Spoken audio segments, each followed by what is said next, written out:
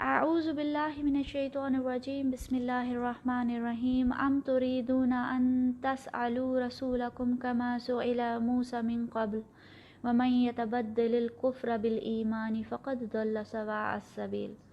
پھر کیا تم اپنے رسول سے اس طرح کے سوالات کرنا چاہتے ہو جیسے اس سے پہلے موسیٰ سے کیے جا چکے ہیں؟ حالانکہ جس شخص نے ایمان کو کفر سے بدل لیا وہ راہ راست سے بھٹک گیا، بہت دور نکل گیا۔ السلام علیکم ورحمۃ اللہ وبرکاتہ۔ آج ہم سورہ بقرہ کی آیہ نمبر 108 سے شروع کریں گے۔ اب جب یہودی مسلمانوں کے ذہنوں میں ایسے وسوسے ڈالتے، سوالات کرتے اور انہیں کنفیوز کرنے کی کوشش کرتے، تو اس آیت سے ایسا معلوم ہوتا ہے کہ کچھ مسلمان ارادہ کرتے کہ وہ یہ سوال نبی اکرم صلی اللہ علیہ وسلم سے پوچھیں گے۔ اللہ تعالیٰ فرماتے ہیں، کیا تم بھی اپنے نبی سے سوال کرنا چاہتے ہو جیسے موسیٰ سے سوال کیے گئے؟ اس آیت سے ذہن میں خیال آتا ہے کہ کیا ہمارے دین میں سوال کرنا یا سوال پوچھنا غلط ہے؟ مسئلہ سوال کرنے میں نہیں ہے، مسئلہ نیت کا ہے۔ انما الاعمال بالنیات، بے شک اعمال کا دار و مدار نیتوں پہ ہے۔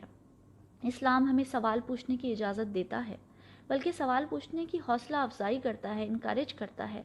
حدیثوں کی کتابیں بھری پڑی ہیں کہ جب صحابہ کرام نے نبی اکرم صلی اللہ علیہ وسلم سے سوال پوچھا، اگر وہ نہ پوچھتے تو آج کتنے دین کے ایسے مسائل ہوتے جو ہمیں پتہ ہی نہ ہوتے۔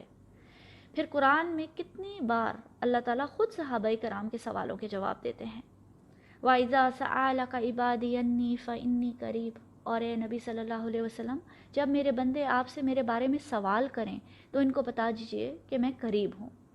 یا پھر یسألونک عن الخمر والمیسر، اے نبی صلی اللہ علیہ وسلم، یا آپ سے شراب اور جوئے کے بارے میں سوال کرتے ہیں، قل فیہما اسم کبیر، کہہ دیجئے کہ ان دونوں کے اندر بہت بڑا گناہ کا پہلو ہے۔ پھر یسألونک ماذا ینفقون، یہ آپ سے پوچھتے ہیں کہ ہم کیا خرچ کریں۔ اسی طرح کے بہت سے سوالات، وَيَسْأَلُونَكَ عَنِ الْمَحِيضِ وَيَسْأَلُونَكَ عَنِ الْأَحِلَّةِ، اور صحابہ کرام کے ایسے بے شمار سوالات ہیں جن کا جواب خود اللہ تعالیٰ نے ہمیں قرآن میں دیا۔ اگر وہ سوال نہ پوچھتے تو آج نہ جانے کتنی آیات اور کتنی احادیث ہمارے پاس نہ ہوتی۔ مسئلہ سوال کا نہیں بلکہ سوال کی نیت کا ہے۔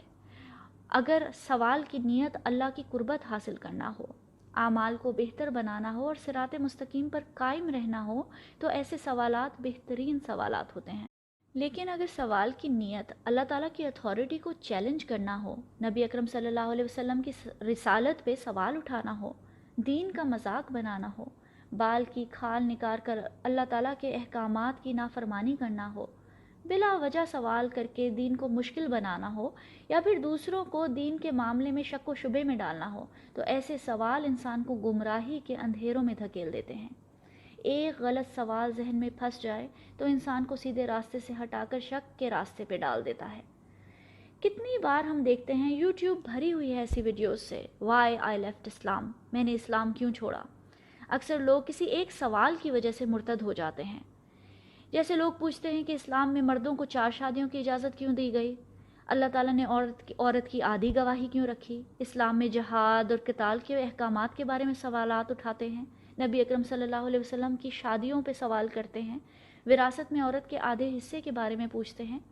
لوگ علم حاصل نہیں کرتے، بس سوال اٹھا دیتے ہیں۔ یہ سوال بھی ٹھیک ہیں اگر ان کے پیچھے نیت ٹھیک ہو اور انسان نیک نیتی سے ان باتوں کو سمجھنے کی کوشش کرے۔ لیکن اگر نیت اللہ تعالیٰ کے احکامات کو نعوذ باللہ غلط ثابت کرنا ہو، چیلنج کرنا ہو، تو اللہ تعالیٰ فرماتے ہیں وَمَن يَتَبَدَّلِ الْكُفْرَ بِالْإِيمَانِ فَقَدْ ضَلَّ سَوَاءَ السَّبِيلِ، جس نے اپنے ایمان کو کفر سے بدل دیا تو وہ راہ راست سے بھٹک گیا۔ ایک غلط سوال انسان کے ایمان کو کفر میں بدل دیتا ہے اور انسان اچھا بھلا سیدھی راہ پہ چلتا ہوا بھٹک جاتا ہے، راستہ کھو دیتا ہے۔ ہمارے بھی ذہن میں جب سوال آئے تو اپنے دل اور اپنی نیتوں کو ٹٹولنا چاہیے کہ کیا یہ سوال ہم اس لیے کر رہے ہیں کہ ہم اللہ تعالیٰ کے راستے پہ چلنا چاہتے ہیں، اللہ کے احکامات بجا لانا چاہتے ہیں، فرما برداری کرنا چاہتے ہیں، یا پھر اس سوال کے پیچھے شیطان کا وسوسہ ہے۔ شیطان کا کام انسان کے دل میں شک و شبہات ڈال کر ایسے سوال پیدا کرنا ہے کہ انسان سیدھی راہ سے بھٹک کر دور نکل جائے۔ کبھی یہ شیطان جنوں میں سے ہوتے ہیں اور کبھی انسانوں میں سے۔ جیسے مدینہ میں یہ شیطانی کام بنی اسرائیل کر رہے تھے تاکہ مسلمانوں کو شک میں ڈال کر انہیں ایمان کی راہ سے بھٹکا سکیں۔ وہ طرح طرح کے سوال کرتے کہ نبی اکرم صلی اللہ علیہ وسلم پہ جبریل وحی کیوں لاتے ہیں، میکائیل کیوں نہیں لاتے؟ یہ اللہ کی کتاب ہوتی تو اللہ تعالیٰ اپنے احکامات کو اور اپنی آیات کو منسوخ کیوں کرتا، یا پھر پہلی شریعتوں کو منسوخ کیوں کرتا؟ اگر یہ اللہ کے رسول ہیں تو یہ ہمیں معجزے اور آیات کیوں نہیں دکھاتے؟ ایسے ہی سوال انہوں نے حضرت موسیٰ سے بھی کیے۔ ابو ہریرہ رضی اللہ عنہ سے روایت ہے کہ نبی اکرم صلی اللہ علیہ وسلم نے فرمایا، جب تک میں تم سے یکسو رہوں، یعنی تمہیں کوئی حکم نہ دوں، تم بھی مجھے چھوڑ دو اور سوالات وغیرہ نہ کرو، کیونکہ تم سے پہلے کی امتیں اپنے غیر ضروری سوالات اور انبیاء کے سامنے اختلاف کی وجہ سے تباہ ہو گئیں۔ بس جب میں تمہیں کسی چیز سے روکوں تو تم اس سے پرہیز کرو، اور جب میں تمہیں کسی بات کا حکم دوں تو بجا لاؤ، جس حد تک تم میں طاقت ہو۔ یہ صحیح بخاری کی روایت ہے 7288۔ پھر آیہ نمبر 109 میں اللہ سبحانہ وتعالیٰ فرماتے ہیں، وَدَّ كَثِيرٌ مِّنْ أَهْلِ الْكِتَابِ لَوْ يَرُدُّونَكُم مِّن بَعْدِ إِيمَانِكُمْ كُفَّارًا۔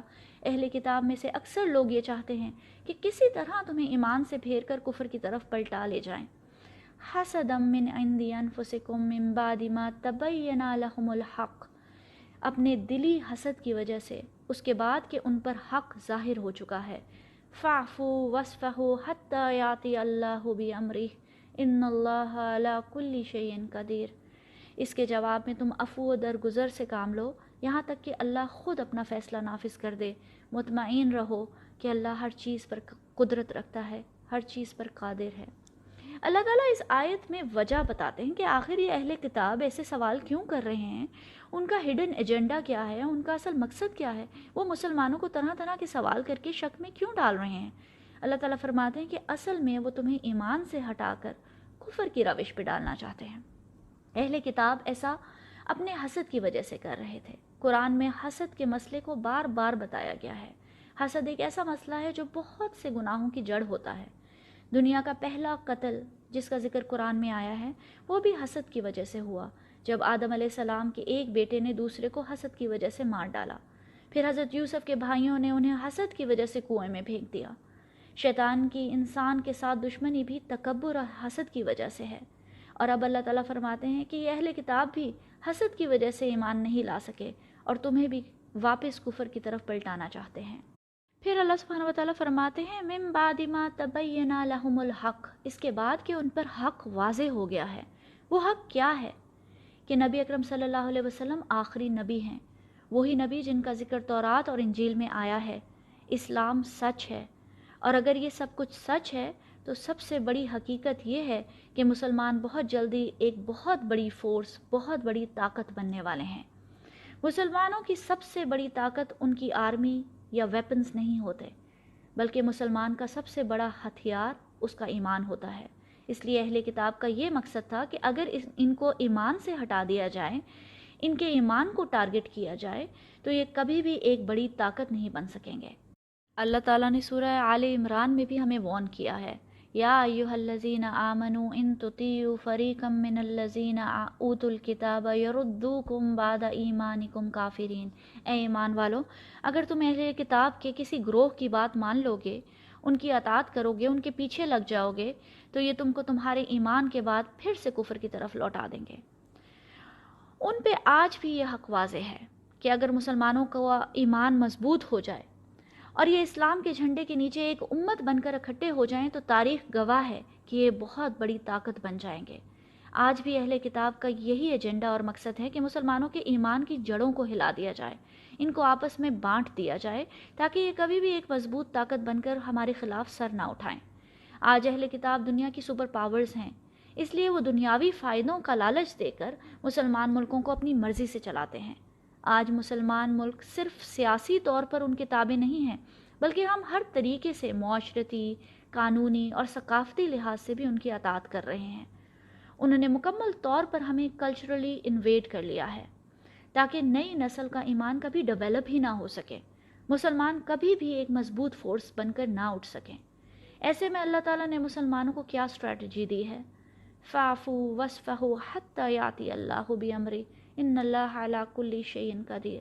فَاعْفُوا کا لفظ عفو سے ہے، جس کا مطلب ہے معاف کرو، درگزر کرو، اور وَاصْفَحُوا کا لفظ صفحہ سے ہے، یعنی صفحہ پلٹ دو، فی الحال اگنور کرو، نظر انداز کرو، یہاں تک کہ اللہ تعالیٰ کا حکم نافذ ہو جائے۔ اللہ کا فیصلہ آ جائے۔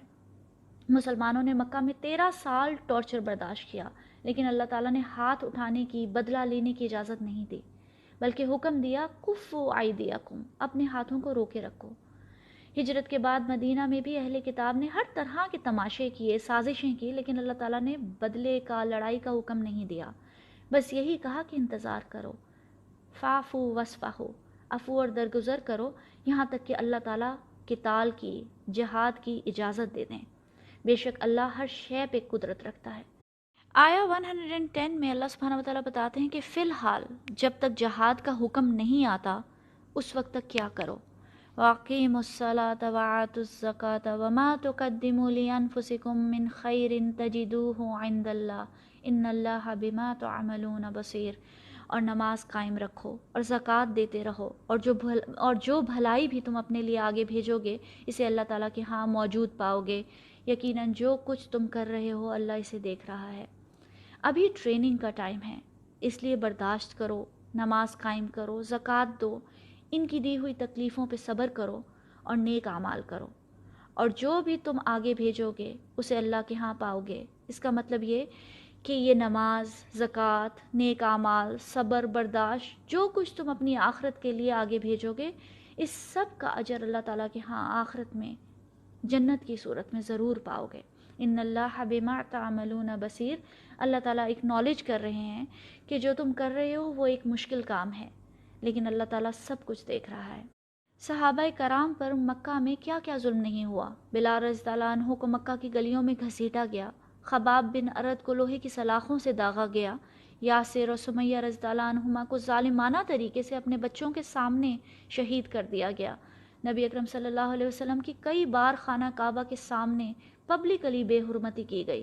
نبی اکرم صلی اللہ علیہ وسلم کو اور صحابہ کرام کو ان کے شہر سے، ان کے گھروں سے نکال دیا گیا، اور اب مدینہ میں یہودیوں کی سازشیں، ان کا نبی اکرم صلی اللہ علیہ وسلم کی محفل میں بیٹھ کر آپ کی توہین کرنا، طرح طرح کے سوال اٹھانا، مسلمانوں کو اپنے دین کے بارے میں شک و شبے میں ڈالنا، آپ کو کیا لگتا ہے صحابہ کرام کا خون نہیں کھولتا ہوگا؟